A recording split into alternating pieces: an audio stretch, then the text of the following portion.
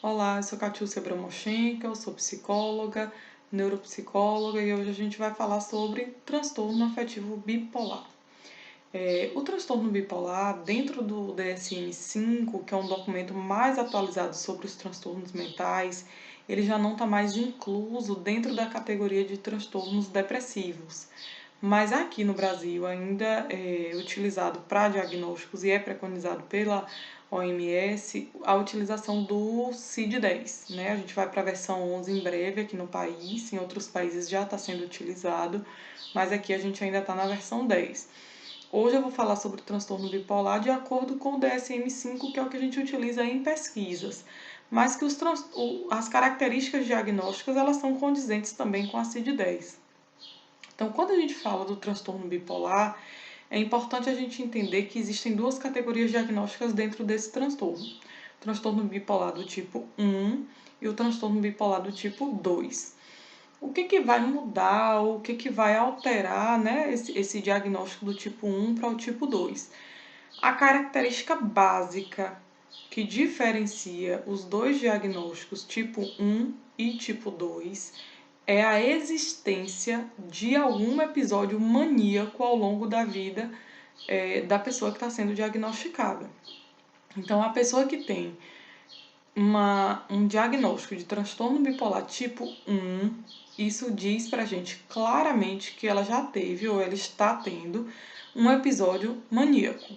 Exceto isso, a gente, se não houver nessa característica do episódio de mania, a gente vai fazer o diagnóstico de transtorno bipolar do tipo 2. Então, só para ficar claro, mais uma vez, diagnóstico de transtorno bipolar do tipo 1 precisa da existência ao longo da vida da pessoa de um episódio, pelo menos, de mania, certo? E aí sendo seguidos ou já tendo sido precedidos por episódios hipomaníacos ou depressivos maiores.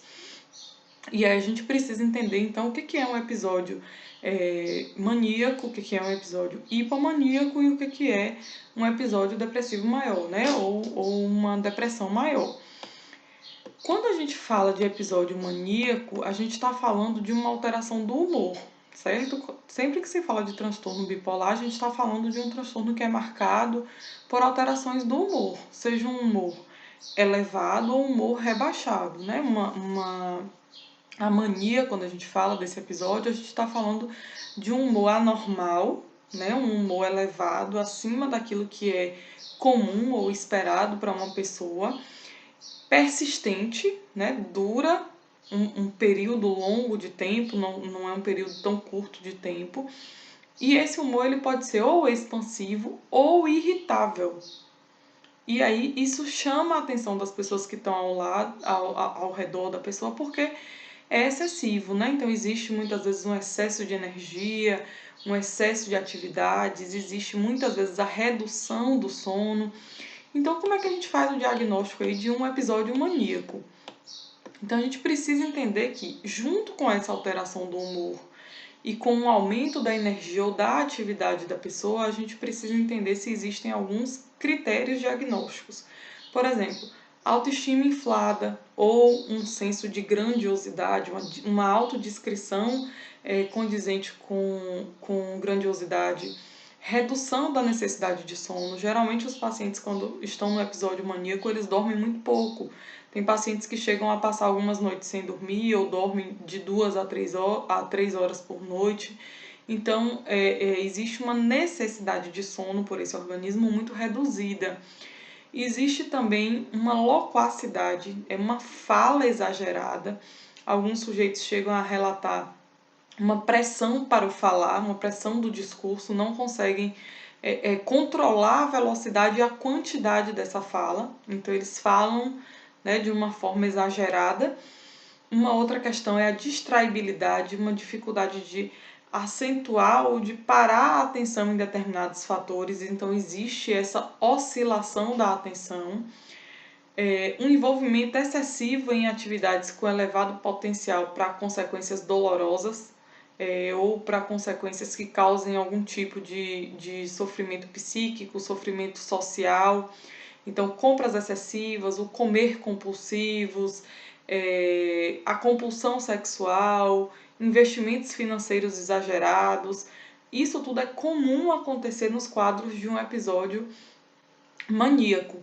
E essa perturbação do humor, ela precisa não estar associada, por exemplo, ao uso de substância psicoativa, ela está associada, por exemplo, ao curso de uma esquizofrenia. Se tiverem associadas ao curso de uma esquizofrenia ou ao uso de substância psicoativa, a gente já não vai fazer o diagnóstico de episódio maníaco, tá? Então ela está associada aí a um outro fator. Então isso precisa ser excluído para que a gente considere o quadro de mania.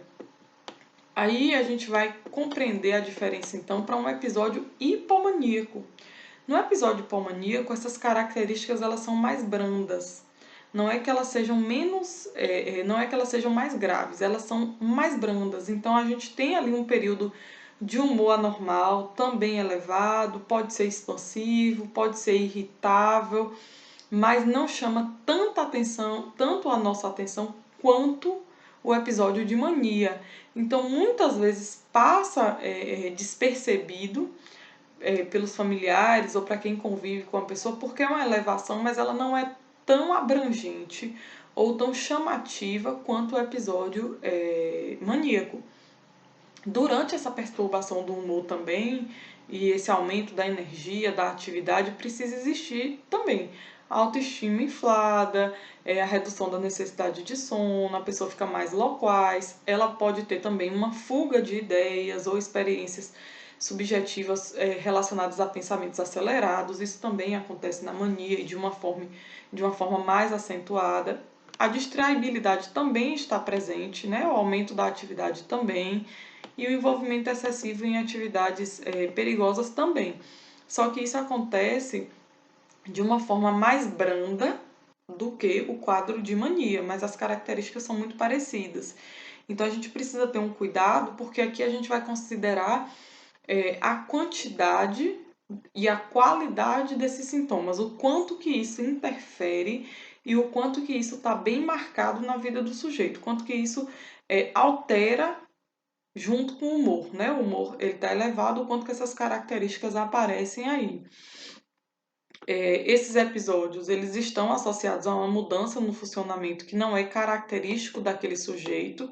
Então essa é uma outra condição importante. Então tem pessoas que são naturalmente têm naturalmente um humor mais animado. Não é isso, né? É uma mudança no humor dessa pessoa. A gente percebe que ela tinha um padrão de humor e aí ela vai para um outro polo, é como se ela migrasse de polos mesmo. Não é dupla personalidade, né, como as pessoas costumam dizer, é uma mudança mesmo, né, de humor.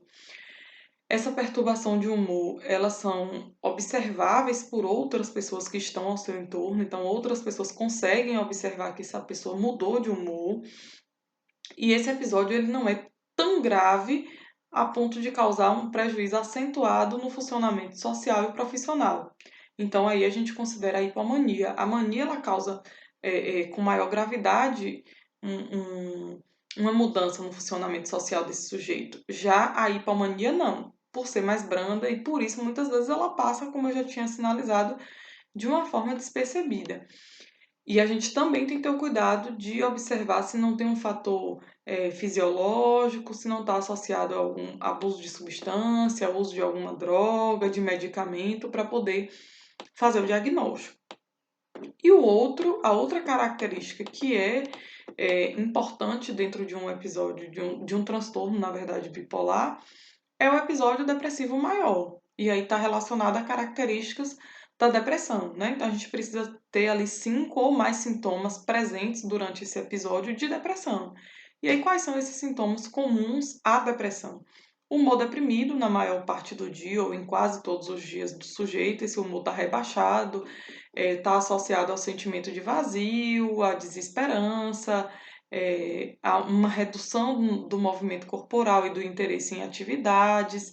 A gente tem ainda, como um relato verbal desses sujeitos, o interesse reduzido ou o prazer reduzido em atividades que antes eram relacionadas como atividades que lhe davam prazer ou que eram do seu interesse, perda ou ganho significativo de peso sem estar associado à dieta. Então, nem sempre na depressão as pessoas vão perder peso, elas também podem ganhar peso, né? A gente precisa estar atento se existe a uma mudança no peso. Ele pode ser para cima ou ele pode ser para baixo, né? A pessoa pode ganhar ou perder um peso. Insônia ou hipersonia também estão associados a episódios depressivos maior. A insônia é a falta do sono e a hipersonia é o sono em excesso, né? O sujeito dorme muito mais do que ele costumava dormir naturalmente. Pode existir aí agitação ou retardo psicomotor. Algumas pessoas ficam com uma motricidade mais lenta e outras pessoas ficam extremamente agitadas. Então, essa é uma mudança também. Fadiga ou perda de energia, que geralmente os sujeitos relatam estar sempre fadigados ou sem energia para fazer as suas atividades. Capacidade diminuída para pensar ou para se concentrar. Dificuldade para decidir, para tomar decisões, para tomar iniciativa. Pensamentos recorrentes de morte, podem envolver aí ideação suicida, tentativa de suicídio, planos específicos para o suicídio e sentimento de inutilidade. Geralmente isso está associado a uma percepção de culpa excessiva, né? Ou de ser inapropriado em determinados ambientes, ou de uma culpabilidade excessiva. E aí, a, quando existe a variação desses episódios, né? Episódio de depressão, episódio de mania, episódio hipomaníaco, aí faz-se então o diagnóstico de transtorno bipolar do tipo 1. Quando a gente faz o diagnóstico, só relembrando, do episódio do transtorno bipolar do tipo 2, não existe o episódio maníaco, mas precisa existir o episódio hipomaníaco. Então, sempre tem que existir um episódio hipomaníaco e um de depressão, para que seja feito o diagnóstico do tipo 2, e sempre precisa existir um episódio maníaco e um de depressão, e geralmente associados aí a episódios hipomaníacos também ao longo da vida do sujeito. Então, para fazer um diagnóstico de transtorno afetivo bipolar, a gente precisa ou acompanhar essa pessoa ao longo do tempo, ou fazer uma investigação assertiva da variação de humor desse sujeito ao longo do tempo, né? Então, eu preciso ter uma clareza do desenvolvimento do humor dessa pessoa ao longo da vida dela. Como é que esse humor foi se desenvolvendo? Quando é que ele muda? Qual é a periodicidade de mudança desse humor, que é um outro fator também importante, né? Entender essa periodicidade dos sintomas. Ao fazer o diagnóstico do transtorno bipolar, a gente precisa especificar se esse diagnóstico, se esse transtorno ele é leve, se ele é moderado, se ele é grave, se está associado a características psicóticas, porque em alguns casos sim está associado a características psicóticas, se ele está em remissão parcial, se ele está em remissão completa, qual é o episódio atual em que o sujeito está, né? O que ele está apresentando no momento. Então, é um diagnóstico extremamente complexo e aí é necessário que o profissional ele conheça esses documentos que norteiam o psicodiagnóstico, né? Que são o DSM-5 e a CID-10. É necessário ainda especificar se tem sintomas ansiosos, se os sintomas são mistos, se existe uma ciclagem rápida, se essa pessoa muda muito rápido esse humor. A ciclagem ela pode acontecer, por exemplo, ao longo de um dia. Esse humor ele pode alternar ao longo de um dia. Quando acontecem características mistas, ao mesmo tempo, existem características da mania e características da depressão. Então, a gente precisa deixar isso claro para ter uma boa condução do tratamento dessas pessoas. Então, um bom entendimento do quadro que a pessoa se encontra e também uma boa condução do quadro, porque cada tipo de transtorno ele requer uma condução específica. A gente precisa ainda especificar ali se tem características melancólicas, atípicas, se quando tem características psicóticas, se elas são congruentes ou incongruentes com o humor. Tudo isso precisa de um conhecimento vasto do profissional para que ele consiga especificar ali qual tipo de diagnóstico e qual vai ser a melhor condução desse caso. Atualmente não existe na literatura relatos de cura do transtorno, então ele é um transtorno que precisa de um acompanhamento ao longo do tempo. A gente sabe que existem aí como fatores de risco, fatores genéticos e fisiológicos que vão influenciar, né, o curso do transtorno, o aparecimento desse transtorno e o desenvolvimento. Lembrando que nós não somos só biológicos, né? Nós somos um compilado de fatores sociais, culturais, biológicos. Então, esse combinado de fatores é quem vai fazer a gente desenvolver ou não determinado transtorno, mas hoje já é conhecido que o fator genético biológico ele tem uma grande importância na predisposição a ter determinados transtornos. Ao fazer o diagnóstico, a gente tem que ter um cuidado do transtorno bipolar, a gente tem que ter um cuidado por conta dos diagnósticos diferenciais, né? A gente precisa ter um cuidado para não julgar como um transtorno quando na verdade é um outro. E aí vai do olhar clínico mesmo do profissional de conhecer as especificidades de cada transtorno. Então, por exemplo, é preciso estar atento se não é um transtorno depressivo maior apenas, se não é um outro tipo de transtorno relacionado, por exemplo, à ansiedade generalizada, se não está relacionado a um transtorno induzido por substância ou por medicamento, se não é um transtorno de déficit de atenção e hiperatividade, e aí ele traz características que são similares em algum momento, ou se não, transtornos de personalidade, né? Muitas vezes a personalidade borderline, em alguns momentos também ela se confunde com um transtorno afetivo bipolar. Então, de forma geral, essas são as principais características do transtorno e é importante a gente estar atento porque surgem muitas dúvidas, por exemplo, diagnósticos, né? Algumas pessoas relatam, eu tenho um transtorno bipolar e tenho depressão. Mas o quadro de depressão ele faz parte do transtorno bipolar. Então, a pessoa tem um transtorno bipolar. A depressão ela é um dos episódios que acontece dentro do transtorno. Uma outra confusão que costuma acontecer é se a pessoa que tem um transtorno afetivo bipolar, ela pode ter um outro tipo de transtorno. Sim, também. As pessoas que têm um transtorno específico, um transtorno mental específico, elas podem ter um outro transtorno associado, né? Muitas vezes eles são comórbidos, né? A gente tem um transtorno de base e aí acaba acontecendo uma comorbidade do desenvolvimento de outros transtornos. Então, o profissional que está qualificado para fazer esse diagnóstico, ele vai conseguir fazer essa diferenciação. E como é que é feito esse diagnóstico do transtorno? É necessário uma boa anamnese, o entendimento do curso da doença, né? Quando é que ela começou, onde é que ela iniciou, quais são as suas primeiras características, as primeiras sintomatologias, como é que isso se encontra até os dias atuais.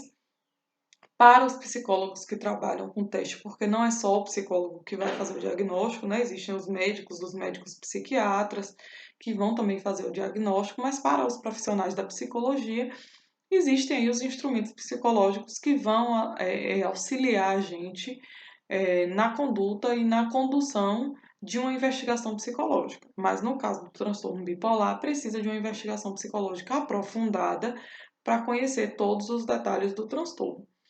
Então, de uma forma geral, é lembrar que dentro do transtorno bipolar existem especificidades que precisam ser relatadas no diagnóstico, existem critérios que precisam ser cumpridos e a gente precisa ter um conhecimento abrangente nessa área para que seja um diagnóstico bem feito e seguro.